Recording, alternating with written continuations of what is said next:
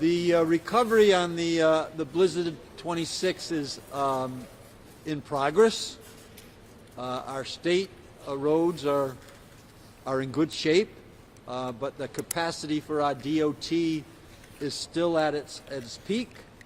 And what we're doing is working with municipal leadership because the magnitude of this storm has really stressed the communities in terms of delivering on a number of roads right now, streets that need to be plowed. And understandably, in terms of the fact that this was the largest snowstorm that we've ever had. So what we're doing right now is, because we're at capacity on the state level, we've reached our capacity on the local level, we need to have add-ons. We need to bring in more capacity to actually meet the needs of the people who live in our state, the state of Rhode Island. So right now, having Vermont come in to help out with their crews is really, really pivotal, and it just shows that we're able to work across state lines. And I had a nice conversation with Governor Scott, so we would thank him, Phil, up there in Vermont. He tells me that you guys know a lot about snow, and I think that is absolutely true. And I had communications today with Governor Shapiro in Pennsylvania, and there'll be crews that'll be coming in again to do these add-ons so that we can actually meet the needs of the people in the state of Rhode Island. So I wanted to have Jake have Jake just come up from Vermont, tell us about the trip down, and then tell us, we welcome you here, by the way. Thank you. Jake, thank you so much. It was a pretty uneventful trip down. We're just happy to come down here and help you guys out. We'll stay in as long as you need and help out any way we can. We're just happy to be able to help. Well, we appreciate that.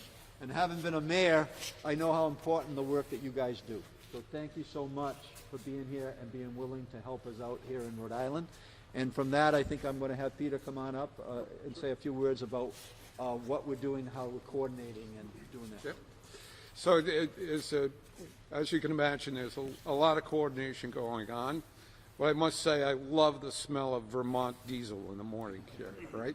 This is great. Our counterparts in several states, Maine, New Hampshire, Vermont, Connecticut, Pennsylvania, are all coordinating with our EMA officials here to bring the resources that the cities have let us know that they need, the cities and towns let us know that they need. The resources coming in will be funneled through this facility. Our folks at DOT are working with EMA folks to get the equipment to precisely where the cities and towns need them most. They're letting us know where to deploy them to, and from there the cities will be taking over and they'll be managing those resources to fulfill the needs of their communities in their communities. This is great coordination effort going on. It's happening quickly and very seamlessly to this point. So we're very pleased with that. And again, as the governor said, I want to thank the folks, these big guys from Vermont that they sent down here. Tom, come on up. You're coordinating all this type of effort. And just fill that in, and then we'll have a general, and then we'll open up the question.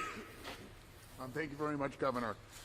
Today is an example of what we refer to as EMAC, the Emergency Management Assistance Compact, which is with all 50 states and the territories. When a state needs assistance, we can put out a request. Vermont answered the request the quickest, and they're here, and we have other states coming.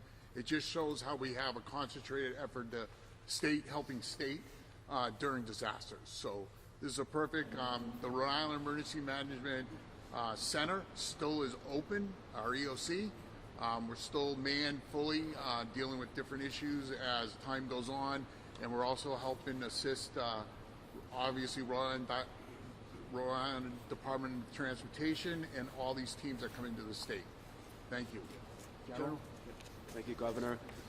We continue, and the Rhode Island National Guard continues to support multiple different communities. Yesterday, we had teams out and assisting multiple municipalities.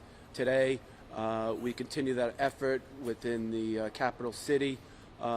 Yesterday, we also did a snow removal engagement with joint with our DOT partners to help out the Echo Village and some of that vulnerable population dig out from the storm.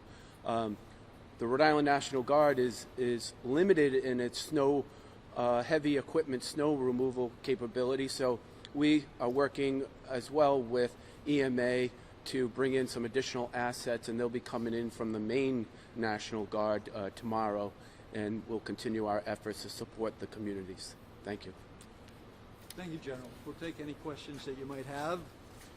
Where are they going to be focusing first, the crews from Vermont? Where's the biggest need right now? Well, I think it's in the cities. I think that I'll let, who's going to coordinate that in terms of the deployment on this? Yep. So, we're working with the cities. Right now, these first few pieces of equipment look like they'll be going to places like Providence where the biggest demand is. But over the next 2 or 3 days, we expect that the equipment that is coming in that EMA has arranged for will fulfill all of the needs that the municipal officials let us know yesterday that they would need. All of the equipment that they need will be coming in, and EMA stands ready to supplement that to the states beyond the ones that are helping us now if needed. And I would just add to the question there, we're in constant contact with the municipal leaders. They're giving us their need, and what we're trying to do, again, I think it's very important for people to know that the state takes care of the state roads, the DOT. The local communities take care of their roads. That's why if they have any questions about their roads in their community, they should be contacting their local DPWs or their local leadership. And then we're here to bring in assets as we are today with Vermont, and we thank them very much. And we're going to use those assets to help offset that capacity issue that certain communities have reached.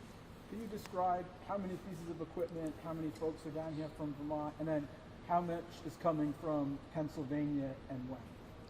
So the Vermont is five different crews, as you can see with the truck and the backload loaders, and then they have management here too with the pickup trucks to kind of help make sure that they're coordinated. 15, I believe 15 in total. I think it was something like that. And then with Pennsylvania, I'm going to let Tom tell us what's coming in from Pennsylvania. You know what's coming in from Pennsylvania? I do. Pretty good group. We have 8 crews coming in from Pennsylvania, which are 8 front-end loaders and 10 dump trucks. So they should be arriving sometime late tomorrow. Some of their supervisors will be in the state today to kind of go around the state and get a feel for where their equipment should go.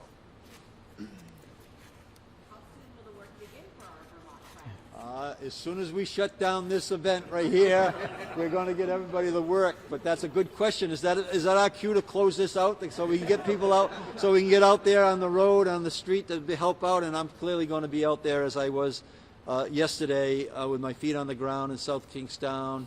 I was in East Providence. I was in Providence last night, really doing my own observation about roads that have not, streets that have not been plowed. And this is what we're here to help.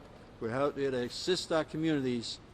We know the communities are in charge of their local roads, and we're responding to that capacity levels that they can't, that they have met, and then we have to kind of feed in with additional help. And we really thank our crew here from Vermont. So thank you so much. Thank Do you you. know where funding is going to come from? Fed's helping out with this, or? Yeah, so we're in the process right now, and Tom and Mark is not here right now, but Mark Pappas, he's doing that work. We're looking at all the funds that are being spent. Remember, this is a historic storm, and I think that's a really important thing to be repeating to people over and over and over again, that this is an historic storm. It's going to take time for us to clear it out in terms of the different communities. But we are really right now, just like I did in the storm of 22, where we had federal assistance there, but we had to document all our costs, and it had to be in very good, it had to be very accurate. And at that point in time, we were able to receive millions of dollars back from the federal government. But that's not going to happen overnight. That took well over a year to actually go through the process. So right now we're putting that information together, and then we know that we're in a spot where we can qualify, but we have to do the work to actually make sure that we put all the, dot all the I's and cross all the T's. How long do we expect these crews to stay in Rhode Island for? They've just said that they'll be here while we need them. I'm expecting that several days will be needed, and then as we bring in the Pennsylvania and Maine to contribute in, then we'll see. Hopefully, we can get this done as quickly as we can, because that's what the people are expecting, right? People are expecting to get their roads cleared, their driveways cleared in terms of their own personal use, and then getting out and get back to life as we know it. We want our kids back in school, and that's being interrupted right now. And we know that, I've set goals for us to do really strong work in our schools. That's being interrupted right now, and so we're very motivated to get everybody back into a spot where they are back to what would be considered normal. Sorry, Maine. You said Maine is coming also. Yeah, that's the general can kind of tell you what's coming in terms of assets from Maine. So I've been in contact with the Maine Adjutant General, and they'll be bringing down, it looks 10 big dump trucks and a maintenance team to help support that. That's from the Maine National Guard. Yes. Specifically. Yes.